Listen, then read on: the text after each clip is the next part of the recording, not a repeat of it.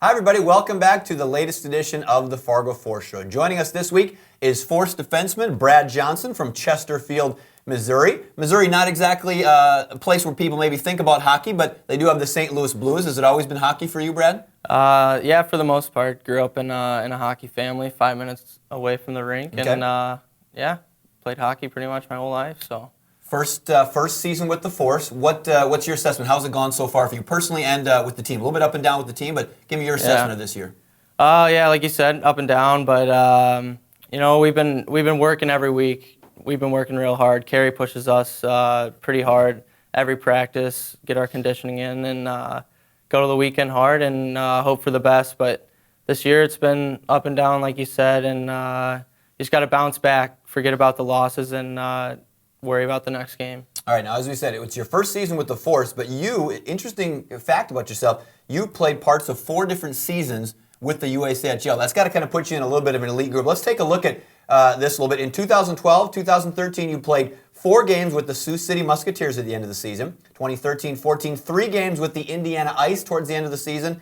2014-15, you had 8 games with the Omaha Lancers before leaving and winning a championship with the Minnesota Wilderness of the NEHL. Top hockey moment for you, that winning the championship? Oh yeah. It was a surreal moment. We had a lot of fun on that team, and huge win for the guys. And then this season, as we said, 40 games with the Fargo Force, no goals, but 11 assists as a defenseman. Tell me, what is your strengths? What do you think you do the best out there, Brad? I have a simple game, and just kind of a first pass defenseman, and that's kind of why I'm getting assists. I feel like just making that first pass, it's more of a third assist, and then let the forwards get into their hands, and they're a little more creative, and they get it to the net and get the goals there. So. Now, as we've talked about in the past shows here on the Fargo Force Show, a lot of new guys over the last couple months. Kerry Eads has not been afraid to kind of wheel and deal a little bit. How has the influx of some of those new guys impacted the team, in your opinion? You've been here all season. Yeah. So it's always hard to lose a teammate,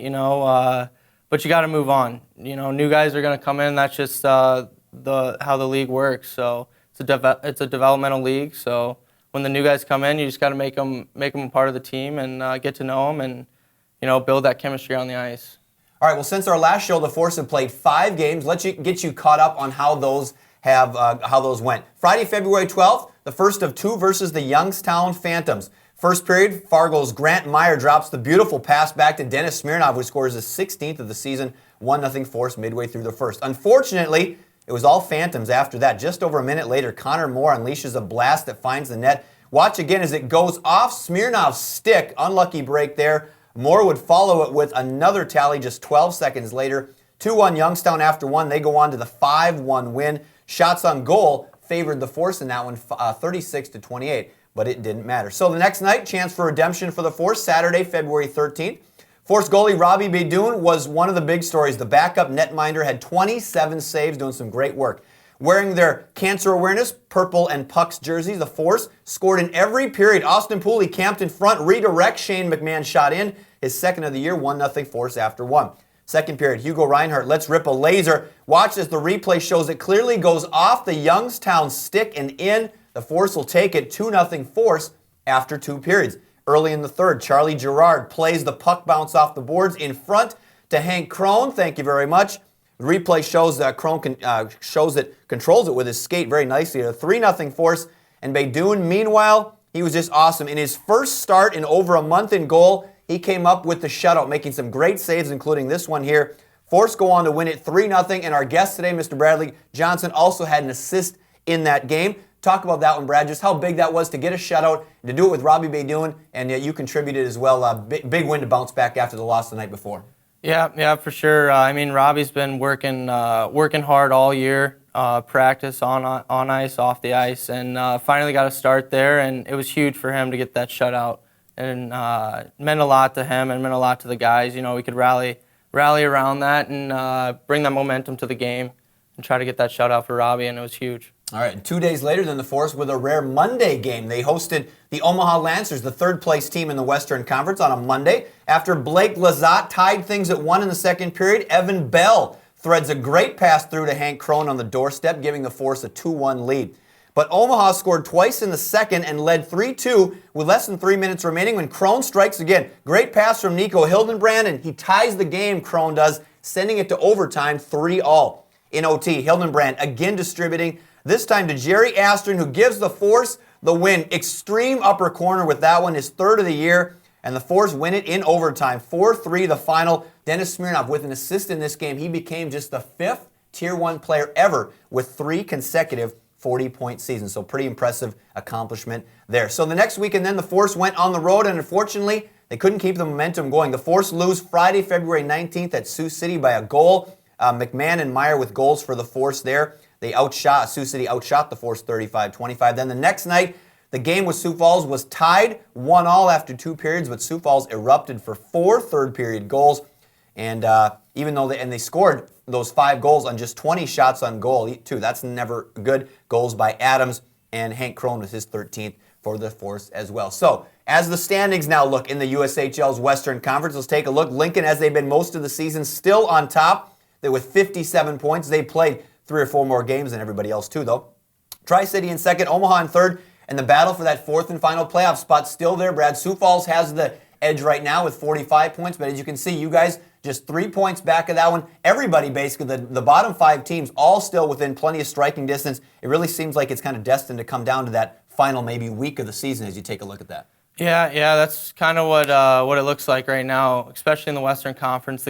Everyone's just so close right now, so it's really each game, the points are big because we're not playing anybody from the other conference right now. So every game, it's a Western Conference game, and we need those points.